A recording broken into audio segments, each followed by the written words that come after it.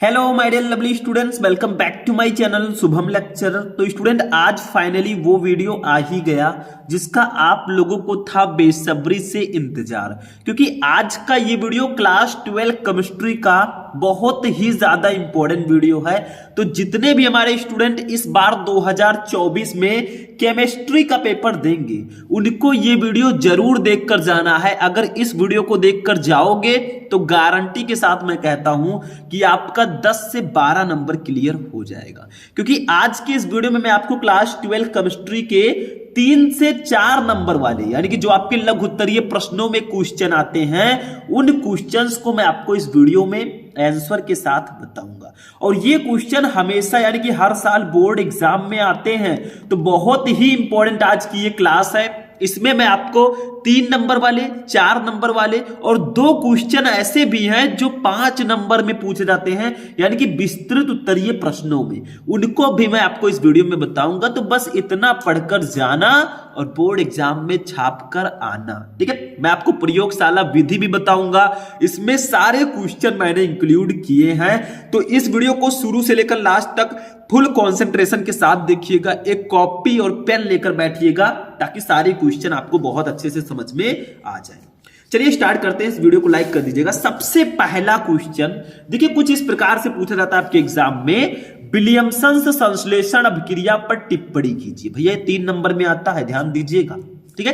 Williamson संश्लेषण अभिक्रिया होता क्या है, इस पर आपको टिप्पणी करना है। ये नेम्ड रिएक्शन है। वैसे मैंने एक नेम्ड रिएक्शन का पार्टिकुलर वीडियो बना रखा है, आप लोग सर्च करेंगे class 12 chemistry important reaction Shubham lecturer, तो आपको वीडियो मिल जाएगा, ठीक है। टेंशन मत लो, सारे नेम्ड रिएक्शन मैंने एक ही वीडियो में कराए हैं। लेकिन आज हम विलियमसन संश्लेषण अभिक्रिया को पहले पढ़ेंगे। अभी ये ट्रेलर है, पिक्चर अभी बाकी है। देखो विलियमसन संश्लेषण अभिक्रिया क्या होती है, यहां पे ध्यान से समझना।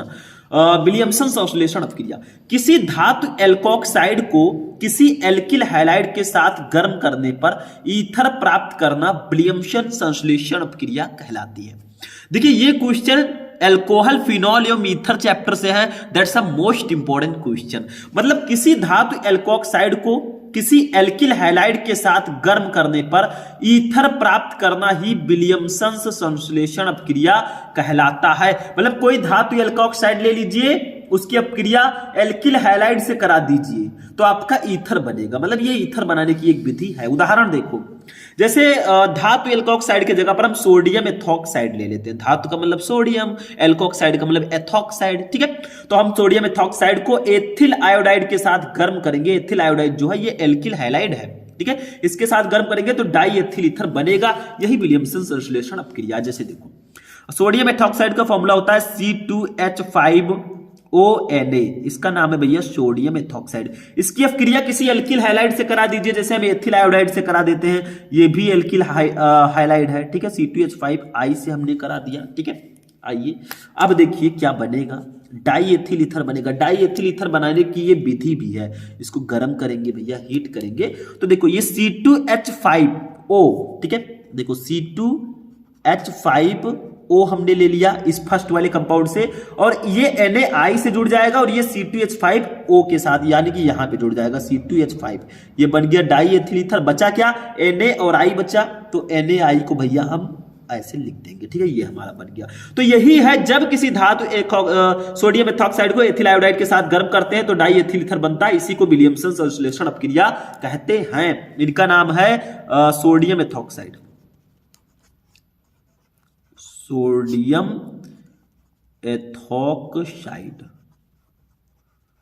एथोक्साइड, ठीक है। इनका नाम है एथिल आयोडाइड। एथिल 2 कार्बन है भैया, तो एथिल होगा एथिल आयोडाइड, ठीक है। इनका नाम है डाई एथिल ईथर। क्या नाम है इनका, डाई एथिल ईथर, ठीक है। तो यही है विलियमसन संश्लेषण अभिक्रिया। मतलब कोई धातु एल्कोक्साइड ले लीजिए, उसकी अभिक्रिया एल्किल हैलाइड से करा दीजिए, ईथर बनेगा। यही है विलियमसन संश्लेषण अभिक्रिया। तो यही आपका फॉर्मूला हो जाएगा रिएक्शन, ठीक है। तो किसी धातु एल्कोक्साइड को किसी एल्किल हैलाइड के साथ गर्म करने पर ईथर प्राप्त करना ही विलियमसन संश्लेषण अभिक्रिया कहलाता है। That's a most important reaction for your board exam. So इसको आप लोग पढ़ के ही जाइएगा। अभी हम और भी नेम्ड रिएक्शन पढ़ेंगे, टेंशन बिल्कुल मत लेना। सेकंड वाला क्वेश्चन देखते हैं क्या है। अब देखिए स्टूडेंट, जो हमारा नेक्स्ट रिएक्शन है ये बहुत ही ज्यादा इंपॉर्टेंट है, जाकर देख लो प्रीवियस ईयर पेपर, ये क्वेश्चन बार बार रिपीट होते हैं। देखो क्या है, ल्यूकास परीक्षण क्या है, व्हाट इज ल्यूकास टेस्ट, इसका प्रयोग किस प्रकार के यौगिकों को पहचानने में किया जाता है। ल्यूकास परीक्षण क्या है और इसका यूज हम किस प्रकार के यौगिकों को पहचानने में करते हैं। तो ल्यूकास परीक्षण का हम यूज प्राथमिक, द्वितीयक एवं तृतीयक एल्कोहल को पहचानने में करते हैं कि what is primary alcohol, secondary alcohol and tertiary alcohol, आखिर इसमें डिफरेंस क्या है। देखो ल्यूकास परीक्षण यह प्राथमिक, द्वितीयक तथा तृतीयक एल्कोहलों में विभेद करने की अत्यंत सरल विधि है। विभेद का मतलब अंतर करने की अत्यंत सरल विधि है। यह भिन्न भिन्न एल्कोहलों की ल्यूकास अभिकर्मक क्या होता है, सांद्र HCl प्लस निर्जल ZnCl2, इसी के घोल को हम ल्यूकास अभिकर्मक कहते हैं। ध्यान रखिएगा, ल्यूकास अभिकर्मक क्या है, सांद्र HCl प्लस निर्जल ZnCl2। इसको कैसे याद करेंगे, देखो ल्यूकास के लास्ट में सा है और सांद्र के पहले सा है, तो समझ लीजिए सांद्र HCl रहेगा भैया, ये ट्रिक है, मैंने बनाया है, कैसा लगा, ठीक है। तो ल्यूकास के लास्ट में सा और सांद्र के स्टार्टिंग में सा, तो ये आपका ल्यूकास अभिकर्मक होगा। कहीं कहीं तनु HCl होता है, तो आप ध्यान रखिएगा ल्यूकास के लास्ट में ता नहीं है, सा है, ठीक है। तो के प्रति भिन्न भिन्न गति से अभिक्रिया करने पर आधारित है। मतलब इसका टेस्ट कैसे करते हैं, जैसे अल्कोहल को हम ल्यूकास अभिकर्मक के साथ रिएक्शन करा देंगे, कितने टाइम में रिएक्शन कंप्लीट हो गया, उसी धुंधलापन कैसे उत्पन्न होगा, उसी पर ये रिएक्टर। जैसे देखो किसी अल्कोहल में ल्यूकास अभिकर्मक मिलाने पर एल्किल क्लोराइड बनता है। अगर आप किसी अल्कोहल में ल्यूकास अभिकर्मक को मिलाते हैं तो एल्किल क्लोराइड बनेगा, जिससे धुंधलापन उत्पन्न होता है। जैसे देखो ये आपका अल्कोहल है ROH, आर क्या है, एल्किल है, अल्कोहल ROH है, तो एल्कोहल हो गया। जैसे आर के जगह पर आप मेथिल रख सकते हैं, एथिल रख सकते हैं, क्योंकि R एल्किल होता है। आप CH3 रख सकते हैं, C2H5 भी रख सकते हैं, ठीक है। इसकी अपक्रिया हमें ल्यूकास अभिकर्मक से करानी है, तो सांद्र HCl हमने ले लिया और निर्जल ZnCl2 ले लिया, तो क्या बना, देखो ये R जो है, R और Cl मिलकर RCl बन गया एल्किल क्लोराइड, और H मिलकर H2O बाहर निकल गया। तो देखो जब ये रिएक्शन होता है, जब हम किसी अल्कोहल की अपक्रिया ल्यूकास अभिकर्मक से कराते हैं तो एल्किल क्लोराइड बनता है, लेकिन यहां पे धुंधलापन उत्पन्न होता है। अब देखिए यहां पे विभेद कैसे करेंगे, धुंधलापन तो उत्पन्न होगा, अगर तुरंत धुंधलापन उत्पन्न हुआ तब तो वो तृतीयक एल्कोहल होंगे। देखिए तुरंत, तृतीयक मिलता जुलता है ना, तुरंत तृतीयक, ठीक है। अगर 5 से 10 मिनट बाद धुंधलापन उत्पन्न हो गया तो वो द्वितीयक एल्कोहल होंगे, और अगर धुंधलापन उत्पन्न नहीं हुआ तो वो प्राथमिक एल्कोहल होंगे, ठीक है। तो देखो जब हम एल्कोहल की अपक्रिया ल्यूकास अभिकर्मक से कराते हैं तो एल्किल क्लोराइड बनता है और धुंधलापन उत्पन्न होता है। अब देखो कैसे अंतर करेंगे। फर्स्ट, कमरे के ताप पर तृतीयक एल्कोहल तुरंत धुंधलापन उत्पन्न करते हैं। अगर ये एल्कोहल तृतीयक एल्कोहल होगा तो धुंधलापन तुरंत उत्पन्न होगा। कमरे के ताप पर द्वितीयक एल्कोहल 5 से 10 मिनट बाद धुंधलापन उत्पन्न करते हैं, और अगर ये द्वितीयक एल्कोहल होगा तो 5 से 10 मिनट बाद धुंधलापन उत्पन्न होगा। और कमरे के ताप पर प्राथमिक एल्कोहल धुंधलापन उत्पन्न नहीं करते, अतः विलयन पारदर्शक होता है। और अगर तृतीयक एल्कोहल होगा, प्राथमिक एल्कोहल, तो ये धुंधलापन उत्पन्न करेगा ही नहीं। तो जब हम एल्कोहल की अपक्रिया ल्यूकास अभिकर्मक से कराते हैं तो एल्किल क्लोराइड बनता है और धुंधलापन उत्पन्न होता है। अगर धुंधलापन तुरंत उत्पन्न हुआ तब वो तृतीयक होगा, तुरंत तृतीयक, देखिए ताता मिल रहा है, ठीक है। अगर 5 से 10 मिनट बाद धुंधलापन उत्पन्न हो गया तो द्वितीयक एल्कोहल होगा, अगर धुंधलापन उत्पन्न नहीं हुआ प्राथमिक एल्कोहल होगा। बस छोटा सा डिफरेंस था, क्या है इसमें, कुछ नहीं। चलिए आगे बढ़ते हैं। अब देखिए स्टूडेंट, नेक्स्ट टॉपिक है राइमर टीमन अपक्रिया। देखो ऐसे क्वेश्चन आता है, निम्नलिखित पर टिप्पणी लिखिए। फर्स्ट है राइमर टीमन अपक्रिया, सेकंड है कोल्बे अथवा कोल्बे स्मिट अपक्रिया। बहुत इंपॉर्टेंट है, ये 4 नंबर वाले लघु उत्तरीय प्रश्नों में आता है, 3 नंबर वाले में तो आता ही आता है, 3 नंबर से कम में नहीं आता ये, तो इसको आप लोग बिल्कुल से एब्सोल्युटली ध्यान में रखिएगा, बहुत इंपॉर्टेंट है, ठीक है। तो इस पर टिप्पणी करना, दोनों रिएक्शन को पढ़ेंगे। देखो सबसे पहले राइमर टीमन अपक्रिया को पढ़ते हैं, फर्स्ट वाले। देखो जब फिनॉल में क्लोरोफॉर्म मिलाकर NaOH के साथ 333 केल्विन ताप पर गर्म करते हैं तो सैलिसिलिक एल्डिहाइड बनता है। इस अपक्रिया को राइमर टीमन अपक्रिया कहते हैं। मतलब आप ले लीजिए फिनॉल क्लोरोफॉर्म ले लीजिए और सोडियम हाइड्रोक्साइड ले लीजिए, तीनों को मिलाकर 333 केल्विन ताप पर गर्म कर दीजिए तो सैलिसल्डिहाइड बनेगा। बस इसी को राइमर टीमर क्रिया कहते हैं। तो हम लेते हैं भाई, सबसे पहले हम लेंगे फिनॉल। देखिए फिनॉल का स्ट्रक्चरल फॉर्मूला कुछ इस प्रकार से होता है, ध्यान में रखिएगा थोड़ा सा। ये ऊपर OH लगा तो ये भैया फिनॉल है। इसकी अब क्रिया किससे करनी है? क्लोरोफॉर्म से करनी है। क्लोरोफॉर्म देखो, ये क्लोरोफॉर्म लिखा है, इसका फॉर्मूला होता है CHCl3। ये क्लोरोफॉर्म है या ट्राइक्लोरोमेथेन बोल सकते हैं। इसकी अब क्रिया किससे करानी है? NaOH से करानी है, सोडियम हाइड्रोक्साइड। NaOH से इसका रिएक्शन कराएंगे भैया, ठीक है। टेम्परेचर भी हमें दिया गया है, टेम्परेचर, ठीक है, 333 केल्विन और गरम करना है। ये गरम कर दिया हमने, ठीक है। देखो बनेगा क्या, ध्यान से समझना, थोड़ा सा यहाँ पे समझने वाली बातें हैं, थोड़ा थोड़ा सा समझ लीजिए, ठीक है। देखो ऐसे बेंजीन देंगे, आपका बन गया। ऊपर तो OH हमारा रहेगा ही, जो ये OH है ये ऊपर रहेगा, ठीक है। यहाँ पे एक चीज और जुड़ जाएगा, यहाँ से CH और O मिलकर ये CHO बना लेंगे, ठीक है। अब इसका नाम हो जाएगा सैलिसल्डिहाइड। क्यों? क्योंकि इसमें CHO ग्रुप जुड़ गया, एल्डिहाइड वाला। और क्या बनेगा यहाँ पे? Na और Cl मिलकर NaCl बना लेंगे। क्या बना लेंगे? NaCl। और यहाँ पे बन जाएगा जल, H2O, ठीक है। लेकिन रिएक्शन बैलेंस करना होगा। देखो Na कितना है? 1 है, इधर भी 1 है। यहाँ पे Cl कितना? 3 है, यहाँ पे 1 ही है, तो इसके आगे हम 3 लगा देंगे, ऐसे लगा दिया। अब आप कहेंगे सर जी Na अब 3 हो गया, Na यहाँ पे 3 नहीं है, 1 ही है। देखो Cl 3 था, इधर Cl 1 ही था, तो मैंने 3 लगा के Cl को भी 3 कर दिया। लेकिन यहाँ पे सोडियम इधर 3 हो गया, इधर 1 ही है, तो इसके आगे भी 3 लगा देंगे। अब देखो क्या होता है। देखो ये तो हमारा फाइनल है, यहां से CHO आया था, CHO जुड़ गया। कार्बन के कितने मॉलिक्यूल हैं हम जोड़ लेते हैं। देखो 1 है, इधर भी आपका 1 ऐड हो चुका है। एक जब यहाँ पे CHO जुड़ेगा तो 1 हाइड्रोजन बाहर निकलेगा, ठीक है। तो यहाँ पे अब हम लोग लेते हैं हाइड्रोजन, 1 वो 1 2 और 3 5 हो गया। इधर हाइड्रोजन कितना है? 2 ही है, ठीक है। अब इसको क्या करेंगे? 2 से गुणा कर देंगे, 4 हो गया, ठीक है। और 1 इसके साथ जुड़ गया, 5 हो गया काम। तो ये आपका अब ये रिएक्शन बिल्कुल बैलेंस हो चुका है, ठीक है। तो जब हम फिनॉल की अपक्रिया क्लोरोफॉर्म से सोडियम हाइड्रोक्साइड के साथ 333 केल्विन पर कराते हैं तो हमारा सैलिसल्डिहाइड बनता है। इसी को राइमर टीमर अपक्रिया कहते हैं। इसका नाम है सैलिसल्डिहाइड, एल्डिहाइड, ठीक है। तो इसी को राइमर टीमर क्रिया कहेंगे। इसका नाम है फिनॉल, ठीक है। इनका नाम है क्लोरोफॉर्म। क्लोरोफॉर्म भाई को तो जानते होंगे, बगल में बड़े भाई NaOH जो है सोडियम हाइड्रोक्साइड है। तो ऊपर था कि जब फिनॉल में क्लोरोफॉर्म मिलाकर NaOH के साथ 333 केल्विन ताप पर गर्म करते हैं तो सैलिसिल एल्डिहाइड बनता है। इस अपक्रिया को राइमर टीमर अपक्रिया कहते हैं। तो हमने फिनॉल लिया, क्लोरोफॉर्म से अपक्रिया कराई, सोडियम हाइड्रोक्साइड से कराया, 333 केल्विन ताप पर गर्म किया तो सैलिसल्डिहाइड बना, सोडियम क्लोराइड बना और जल बना। बस काम खत्म हो गया। यही है भैया राइमर टीमर अपक्रिया, इसको याद रखना। बाकी कोई मेरे पास ऐसा ट्रिक नहीं है कि मैं बता दूंगा आपको बिल्कुल से याद हो जाएगा, ठीक है। मैं कोई पंडित नहीं हूं। नेक्स्ट क्वेश्चन देखते हैं भैया, कोल्बे अपक्रिया या कोल्बे स्मिट अपक्रिया, इसको भी तो हमें पढ़ना है, तो पढ़ लेते हैं, क्या प्रॉब्लम है। देखो इसको समझना होगा थोड़ा सा। देखो फिनॉल को सोडियम हाइड्रोक्साइड के साथ अपक्रिया कराने से बना फिनॉक्साइड आयन। देखो जब आप फिनॉल की सोडियम हाइड्रोक्साइड के साथ अपक्रिया कराओगे, अभी मैं बताऊंगा, समझ में आ जाएगा, तो फिनॉक्साइड आयन बनता है, ठीक है।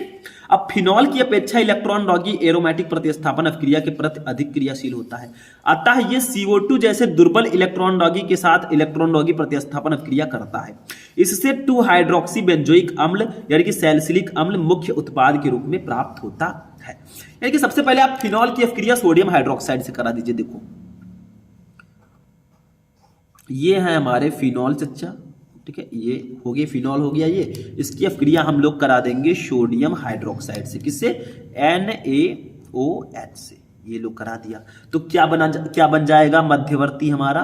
Phenoxide ion. देखो ये फिनॉल हो गया, ऊपर देखो O था, O को ऐसे रहने देंगे, यहां से Na भैया वहां चले जाएंगे। देखो Na वहां पे चले गए, ONA हो गया। ये देखो ये O है, Na यहां चले गए, बुला लिए भैया आ जाओ Na भाई, Na चले गए, ये H इनके साथ आ गए तो H मिलकर H2O बाहर निकल गया, इसको तो हम लिखेंगे नहीं भाई, ठीक है, H2O बाहर निकल गया तो इसका नाम है सोडियम फिनॉक्साइड, यानी कि फिनॉक्साइड आयन है ये, सोडियम फिनेट भी लिख सकते हैं इसको, ठीक है। अब देखिए क्या होगा, अभी रिएक्शन नहीं हुआ है, अब इसकी फिर से हम लोग कार्बन डाइऑक्साइड CO2 और H+ से रिएक्शन कराएंगे, तब ये क्या बनेगा, देखो ध्यान से समझना। अब ये क्या बनेगा भैया, देखो ध्यान से समझना, बहुत इंपॉर्टेंट है।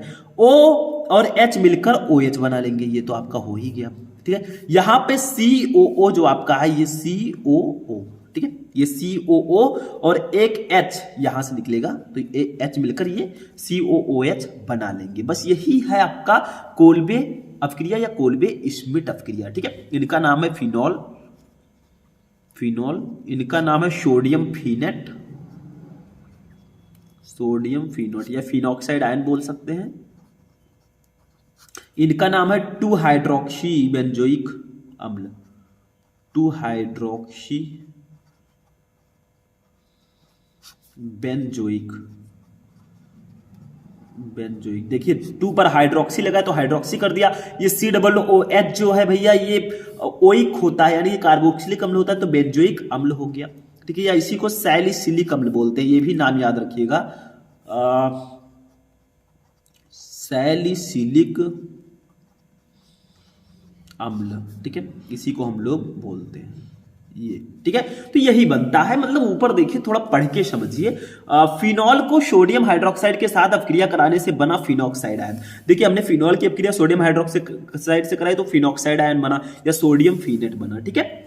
फिनॉक्साइड आयन फिनॉल की अपेक्षा इलेक्ट्रॉन रागी एरोमेटिक प्रतिस्थापन अपक्रिया के प्रति अधिक क्रियाशील होते हैं, अतः ये CO2 जैसे दुर्बल इलेक्ट्रॉन रागी के साथ इलेक्ट्रॉन विरागी प्रतिस्थापन अपक्रिया करता है। देखिए फिनॉक्साइड आयन जो है ये कार्बन डाइऑक्साइड के साथ प्रतिस्थापन अपक्रिया इसने किया तो क्या बना, इससे 2 हाइड्रोक्सी बेंजोइक अम्ल, देखो 2 हाइड्रोक्सी बेंजोइक अम्ल या सैलिसिलिक अम्ल मुख्य उत्पाद के रूप में प्राप्त होता है, इसी को हम कहते हैं कोल्बे अभिक्रिया या कोल्बे श्मिट अभिक्रिया। काम खल्ला समझ में आ चुका होगा, सिंपल सा रिएक्शन है, इट्स नो प्रॉब्लम, समझ गए होंगे, ठीक है, बस हो गया। तो ये आपका था कोल्बे या कोल्बे श्मिट अभिक्रिया। चलो नेक्स्ट टॉपिक पे चलते हैं, ध्यान से समझना सबको, ठीक है। अब देखिए नेक्स्ट टॉपिक हमारा है एल्कोहल, फिनॉल तथा ईथर के प्रमुख उपयोग लिखिए। What are the uses of alcohol, phenol and ether, हम एक एक का लिखेंगे। सबसे पहले देखो एल्कोहल के उपयोग, एल्कोहल का यूज हम कहां करते हैं, पढ़ते जा रहा हूं मैं, इसको ध्यान से समझना, वन लाइनर है। फर्स्ट, मेथिल अल्कोहल तथा गैसोलीन का 20% मिश्रण एक श्रेष्ठ मोटर ईंधन है। दूसरा, इसका प्रयोग तेल, वसा तथा वार्निश के विलायक के रूप में किया जाता है। तीसरा, इसका प्रयोग स्वचालित वाहनों के रेडिएटरों में प्रतिशीतलक के रूप में किया जाता है। चौथा, इसका प्रयोग रंजक, औषधियों तथा सुगंधियों के निर्माण में किया जाता है। पांचवा, इसका प्रयोग टेरिलीन तथा पॉलीथीन के निर्माण में भी होता है। तो ये टॉप 5 यूजेस हैं हमारे एल्कोहल के।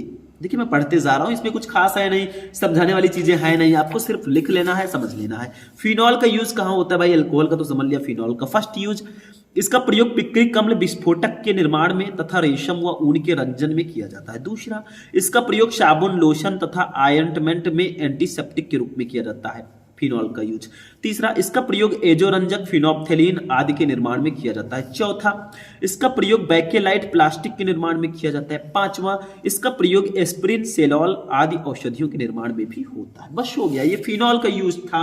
अब हम लोग अपने नेक्स्ट टॉपिक पे आएंगे भैया, वो है ईथर का यूज। देखो फर्स्ट, इनका सर्वाधिक प्रयोग प्रयोगशाला में, उद्योगों में तेल, रेजिन, गोंद आदि के विलायकों के रूप में किया जाता है। दूसरा, ईथर का प्रयोग सामान्य बेहोशी कारक के रूप में भी किया जाता है, किसी को बेहोश करना है भाई पिला दो ईथर, काम खत्म। तीसरा, एल्कोहल तथा ईथर के मिश्रण का प्रयोग पेट्रोल के विकल्प में भी किया जाता है। अगर पेट्रोल नहीं है, एल्कोहल और फिनॉल ईथर मिला दो, एल्कोहल और फिनॉल एल्कोहल और ईथर मिला दो, हो जाएगा काम। चौथा, ईथर का प्रयोग धुआं रहित पाउडर बनाने में करते हैं, इसका प्रयोग सुगंधी उद्योगों में भी किया जाता है।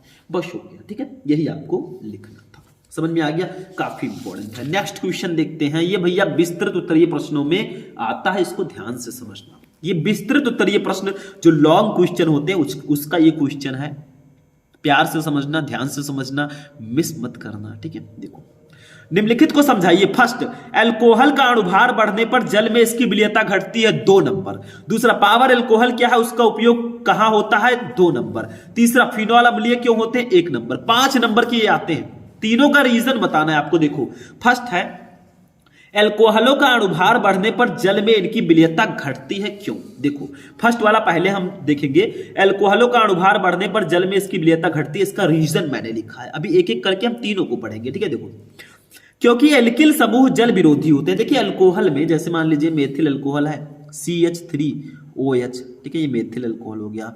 C2H5OH, ये एथिल अल्कोहल हो गया, ठीक है। तो इसमें जो एल्किल समूह होते हैं वो जल विरोधी होते हैं, जल में विलय नहीं होते, तथा जल में आविलेय हैं, बहुत कम विलय हैं। निम्न अल्कोहलों में एल्किल समूह छोटा होता है। देखिए, जो ये अल्कोहल है इसमें छोटा एल्किल समूह है, सिर्फ CH3 है, ये थोड़ा बड़ा है, C2H5 है। अभी मान लीजिए मैं C3H7 कर दूं OH, ठीक है, तो ये प्रोपिल अल्कोहल हो जाएगा, ठीक है। तो जो छोटे हैं, क्योंकि एल्किल समूह जल विरोधी होते तथा जल में आविलेय हैं। निम्न अल्कोहलों में एल्किल समूह छोटा होता है। देखिए, इन सब में एल्किल समूह छोटा है तथा अल्कोहल का OH समूह अणु को जल में विलय बनाने में प्रभावी रहता है। यानी कि जब छोटे हैं तो OH जो है ये जल में विलय बनाने में प्रभावी रहेगा। जैसे जैसे अणुभार बढ़ेगा तो जो एल्किल समूह है वो उसकी संख्या बढ़ती जाएगी। C3H8 है, C4H9 हो जाए, C5H11 हो जाए, तब तो धीरे धीरे बढ़ रही है। जितना एल्किल समूह बढ़ेगा उतनी विलेयता घटेगी, ठीक है। अब देखिए, जैसे जैसे एल्किल समूह का आकार बढ़ता है, उच्च अणुभार के अल्कोहलों में एल्किल समूह की जल विरोधी प्रकृति OH समूह की जल विरोधी प्रकृति OH समूह की जल स्नेही प्रकृति पर प्रभावी होती जाती है, इसलिए विलेयता घटती है। मतलब भैया, एल्किल समूह जितना कम होगा उतना वो अल्कोहल जल में विलय होगा। जैसे जैसे एल्किल समूह बढ़ता जाएगा, C3H7 से C4H9, C5H11, C6H13 होगा, ऐसे ऐसे आपका विलेयता घटती जाएगी, क्योंकि जो एल्किल समूह होते हैं ये जल विरोधी होते हैं, जितना कम होगा उतनी ज्यादा विलेयता रहेगी, ठीक है। तो इसीलिए कहा गया है कि अल्कोहलों का अणुभार बढ़ने पर जल में इसकी विलेयता घटती है।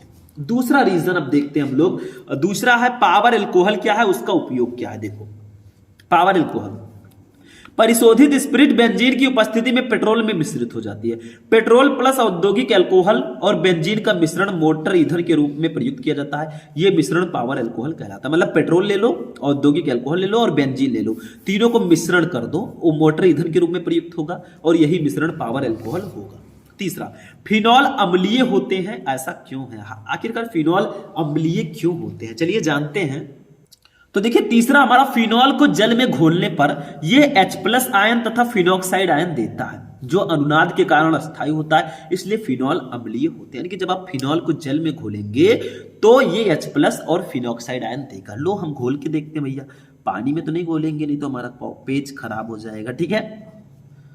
OH, देखो ये फिनॉल है, इसको जल में हम घोलेंगे। देखो, इसकी क्रिया जल से करा देंगे, मतलब जल में घोल देंगे भैया, ठीक है। H2O, जल तो पता है, जल ही जीवन है, H2O पता होना चाहिए। तो ये क्या होता है, फिनॉक्साइड आयन देता है। देखो, ये हो गया, और इसके ऊपर सिर्फ O- है, ये फिनॉक्साइड आयन है, ठीक है। और हाइड्रोनियम आयन H3O+, ठीक है। तो इसीलिए ये जल में फिनॉल अम्लीय होते हैं, क्योंकि फिनॉल को जल में घोलने पर ये H+ आयन तथा फिनॉक्साइड आयन देता है। देखिए, H+ आयन हो गया और इसका नाम है फिनॉक्साइड आयन, इसका नाम है फिनॉक्साइड आयन, ठीक है, आयन।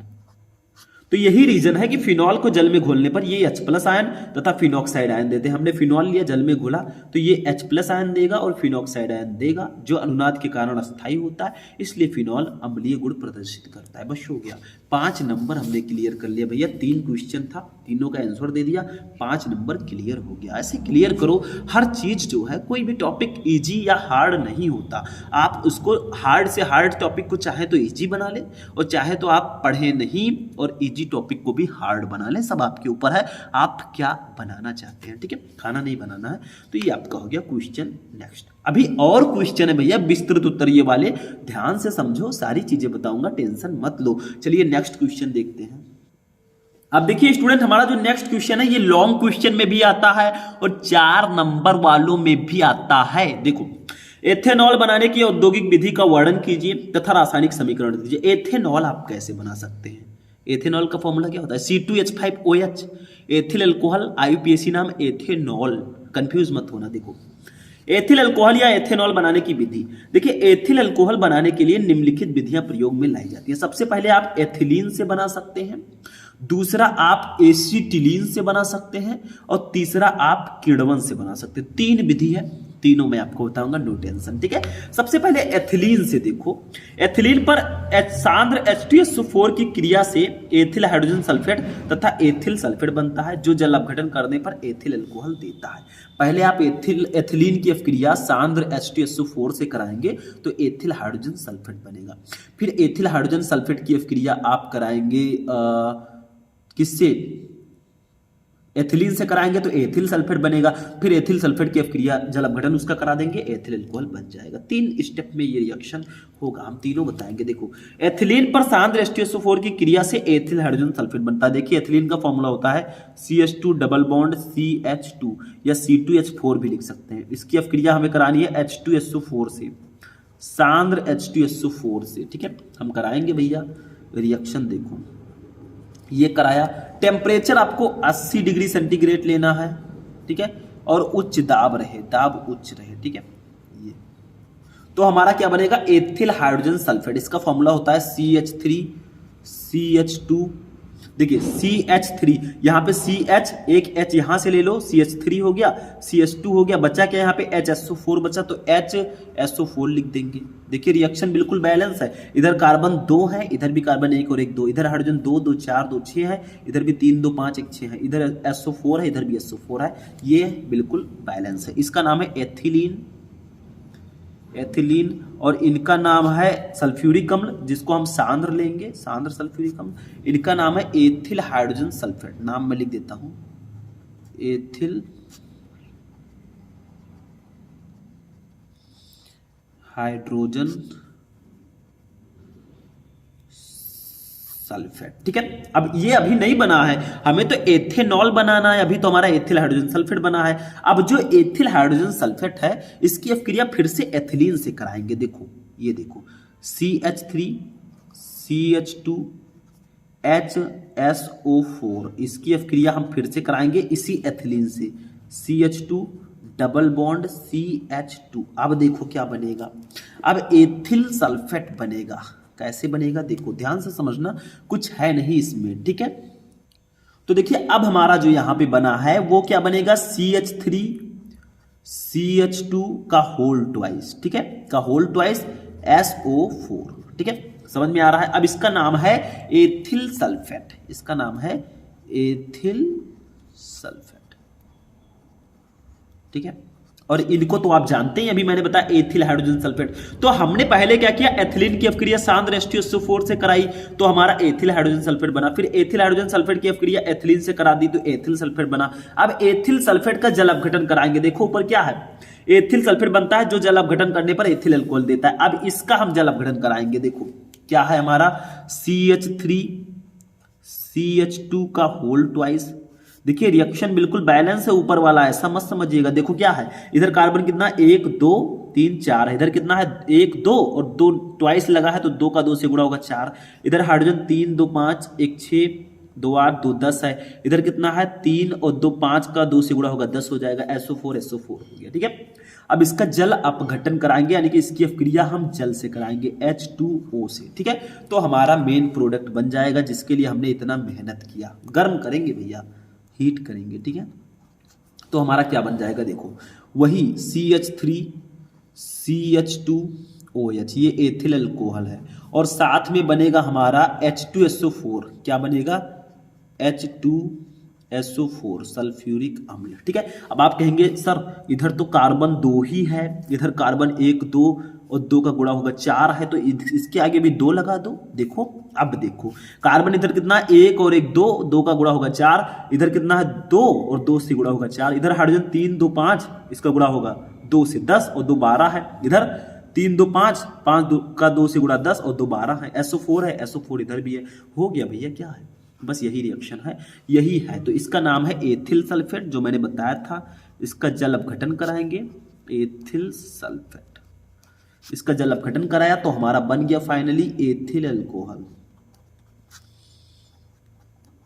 एथिल अल्कोहल, ठीक है। तो ऐसे ही हम एथिल अल्कोहल या एथेनॉल को बनाते हैं, ठीक है। मतलब एथिलीन से अगर आपको बनाना है तो पहले एथिलीन की अपक्रिया सांद्र H2SO4 से कराइए तो एथिल हाइड्रोजन सल्फेट बनेगा, फिर एथिल हाइड्रोजन सल्फेट की अपक्रिया एथिलीन से कराइए, एथिल सल्फेट बना, फिर एथिल सल्फेट का जल अपघटन कराइए, एथिल अल्कोहल बन गया।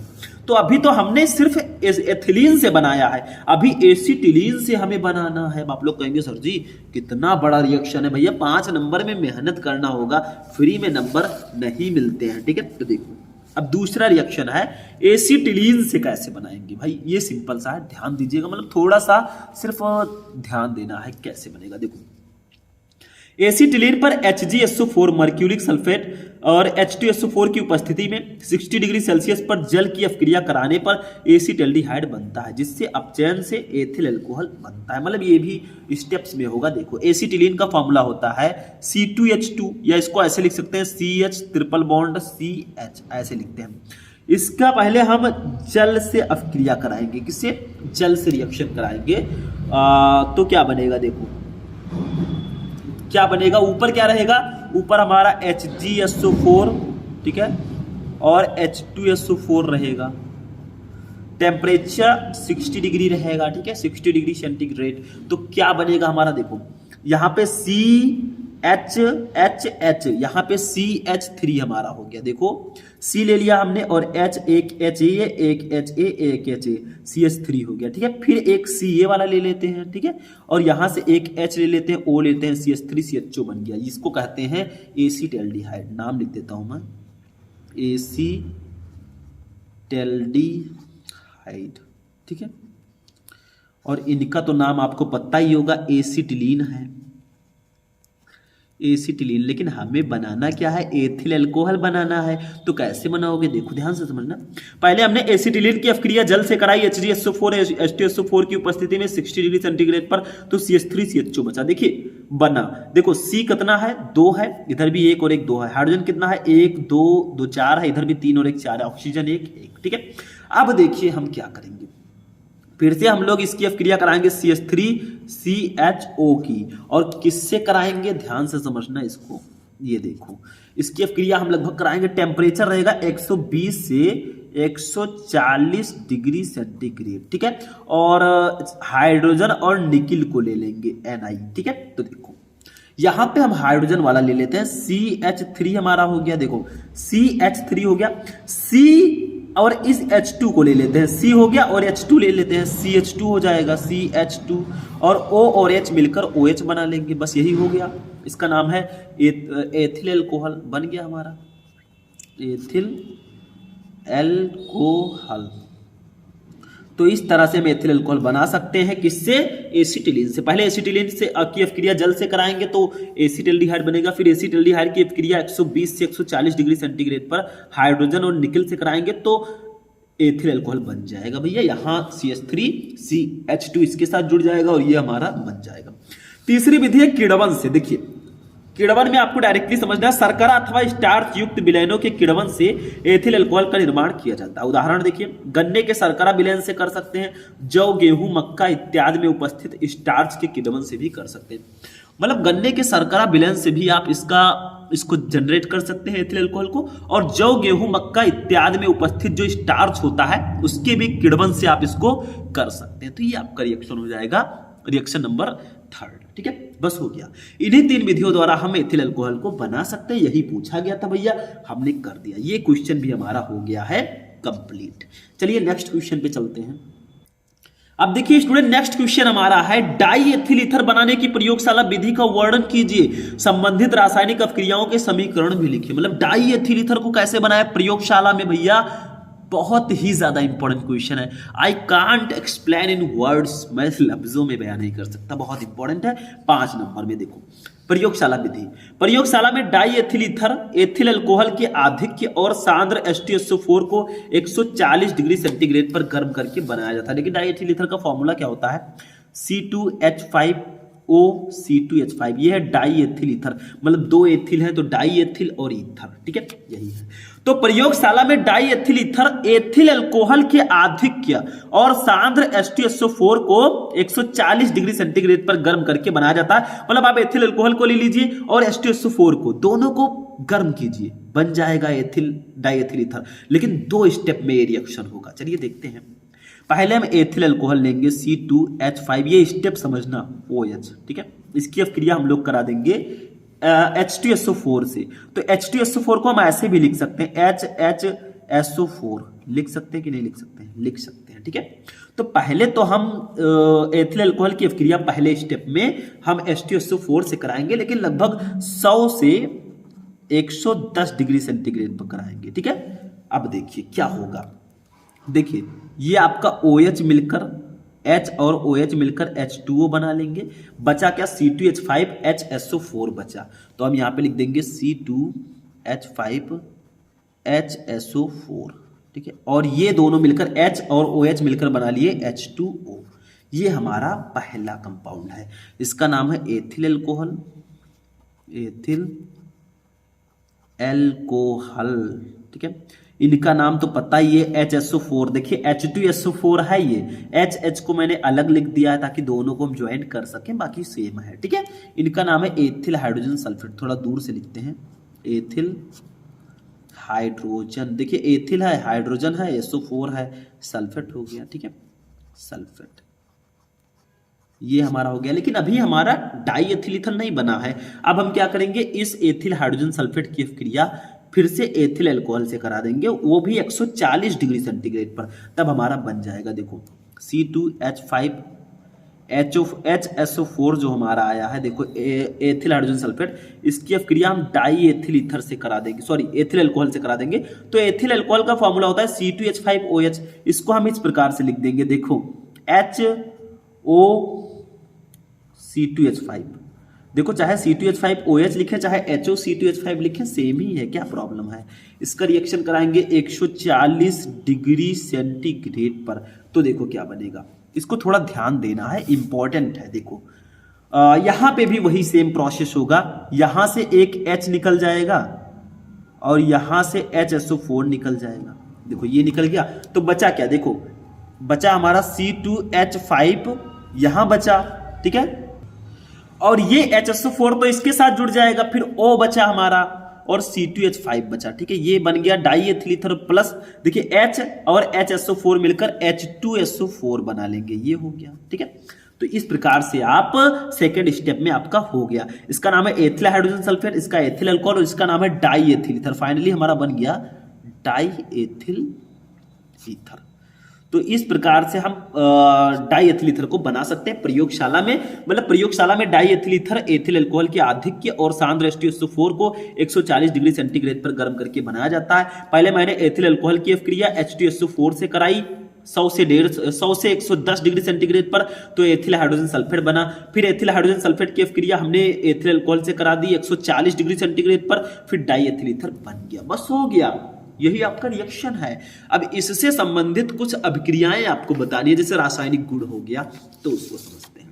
देखिए संबंधित अभिक्रियाएं, संबंधित अभिक्रियाओं में पहला है ठंडे एचआई के साथ अभिक्रिया, ठंडे हाइड्रोजन आयोडाइड जिसको बोलते हैं या हाइड्रोडिक अम्ल बोलते हैं, इसके साथ अभिक्रिया। देखो डाई एथिल ईथर की ठंडे सांद्र हाइड्रोडिक अम्ल एचआई से क्रिया कराने पर एक अणु एथिल आयोडाइड और एक अणु एथिल अल्कोहल बनता है। मतलब आप डाई एथिल ईथर की अभिक्रिया अगर एचआई से कराएंगे, देखो C2H5O C2H5, इसकी अभिक्रिया करा दीजिए HI से, ये करा दिया मैंने, ठीक है।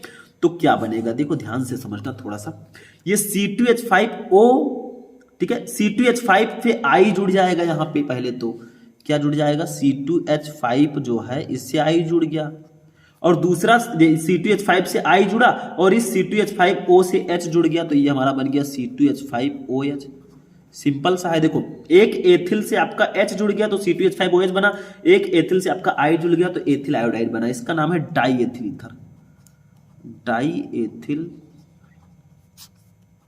ईथर, ठीक है। इसकी अभिक्रिया हाइड्रोडिक अम्ल से कराई तो एथिल आयोडाइड बना हमारा, एथिल आयोडाइड, ठीक है, और एथिल अल्कोहल बना, एथिल एल्कोहल। तो ये तो सिंपल सा था भाई, इसमें क्या था, कुछ नहीं था। अब नेक्स्ट देखते हैं दूसरा, एसिटिल क्लोराइड से अपक्रिया। देखो die ethyl ether acetyl chloride से निर्जल जिंक क्लोराइड या निर्जल AlCl3 एल्यूमिनियम क्लोराइड की उपस्थिति में क्रिया करके एल्किल क्लोराइड तथा एस्टर बनाता है। मतलब देखो ये हमारा डाई एथिल ईथर है C2H5O C2H5, इसकी अपक्रिया हम करा देंगे एसिटिल क्लोराइड से। इसका फॉर्मूला होता है CH3COCl होता है। ठीक है, तो हम रिएक्शन करा देंगे दोनों का। किसकी उपस्थिति में कराएंगे? निर्जल ZnCl2 की उपस्थिति में। तो क्या बनेगा देखो, ये C2H5 जो है इस Cl से जुड़ जाएगा तो हमारा C2H5Cl बन गया, और प्लस दूसरा क्या बनेगा, ये हमारा बन जाएगा CH3 हो गया, CH3, ये CO हम ले लेंगे, CO बचा क्या, C2H5 बचा तो C2H5 हो गया। ये हमारा बन गया एस्टर, जिसको बोलते हैं एथिल एसीटेट। तो इसका नाम है die ethyl ether, die ethyl ether. ठीक है, इसकी अपक्रिया करा दिया मैंने एसिटिल क्लोराइड से, एसिटिल क्लोराइड से मैंने रिएक्शन करा दिया भैया। ठीक है, तो बनेगा क्या, ये एथिल क्लोराइड है, एथिल क्लोराइड। ठीक है, और बना हमारा एथिल एसीटेट, एथिल एसीटेट। बस यही है भैया, यही है। देखो क्या था ऊपर, die ethyl ether acetyl chloride से निर्जल ZnCl2 या निर्जल AlCl3 की उपस्थिति में क्रिया करके एल्किल क्लोराइड तथा एस्टर बनाता है। तो ये एल्किल क्लोराइड ही है, एथिल क्लोराइड और एस्टर एथिल एसीटेट, काम खत्म हो गया। ठीक है, तो यही आपका रिएक्शन हो जाएगा। एक और रिएक्शन है जो काफी ज्यादा इंपॉर्टेंट है, उसको भी देख लेते हैं। तीसरा रिएक्शन जल के साथ अपक्रिया। जब हम डाई एथिल ईथर की जल से रिएक्शन कराएंगे तो क्या बनेगा, देखो ईथर साधारण परिस्थितियों में अम्लों या क्षारों द्वारा जल अपघटित नहीं होते। तनु सल्फ्यूरिक अम्ल के साथ उच्च दाब और उच्च ताप पर गर्म करने पर डाई एथिल ईथर बहुत कठिनाई से एथिल अल्कोहल में जल अपघटित हो जाते हैं, मतलब जल्दी अपघटित नहीं होते। तो हम C2H5OO C2H5 की अपक्रिया जल से करा देंगे अब, क्योंकि जल से करानी है तो H2O से करा देंगे। ठीक है, ध्यान से समझिएगा। तो हमारा यहाँ पे जल अपघटन जब होगा तो हम तनु H2SO4 की उपस्थिति में कराएंगे, तनु H2SO4। तो हमारा बनेगा क्या, देखो ये बन जाएगा C2H5OH बन जाएगा। अब आप लोग कहेंगे सर जी यहाँ पे एथिल तो 2 है, यहाँ पे एक ही है, तो इसके आगे भी 2 लगा दीजिए। अब 2 एथिल हो गया, ऑक्सीजन कितना, 1 और 1 2 हो गया, हाइड्रोजन भी 2 है, 2 हो गया, काम खत्म। तो बहुत मुश्किल से डाई एथिल ईथर जो है इसका जल अपघटन कराएंगे तो ये एथिल अल्कोहल में जल अपघटित होगा, एथिल अल्कोहल। ठीक है, इनका नाम तो पता ही है, अभी मैं जिक्र इन्हीं का कर रहा हूं, डाई एथिल ईथर। ठीक है, तो ये आपका हो जाएगा। ये हमारा नेक्स्ट रिएक्शन था। ठीक है, तो समझ में आ गया ये क्वेश्चन। चलिए आगे बढ़ते हैं। तो स्टूडेंट आज का जो क्लास है वो हमारा यहीं पर फिनिश होगा। बहुत ही ज्यादा ये इंपॉर्टेंट क्लास थी और काफी सारे क्वेश्चन मैंने आज के इस क्लास में आपको बताए। भैया ऐसा क्लास आपको कोई नहीं देगा, इतने अच्छे अच्छे क्वेश्चन इसमें है ना कि यकीन मानिए अगर आपने इसको प्रिपेयर कर लिया तो आपको बोर्ड एग्जाम में अच्छे नंबर लाने से कोई नहीं रोक सकता। ये हमेशा बोर्ड एग्जाम में आने वाले वो महत्वपूर्ण टॉपिक है जो हमेशा ही आते हैं, तो इनको तैयार कर लेना। मैंने 3 4 5 सभी नंबर वाले क्वेश्चन बताए। तो आज की क्लास कैसी लगी, अच्छी लगी हो लाइक करो भैया, लाइक करोगे तो अभी और भी क्लास आएगा बढ़िया बढ़िया। तो मिलेंगे हम नेक्स्ट वीडियो में नेक्स्ट टॉपिक के साथ, तब तक के लिए जय हिंद।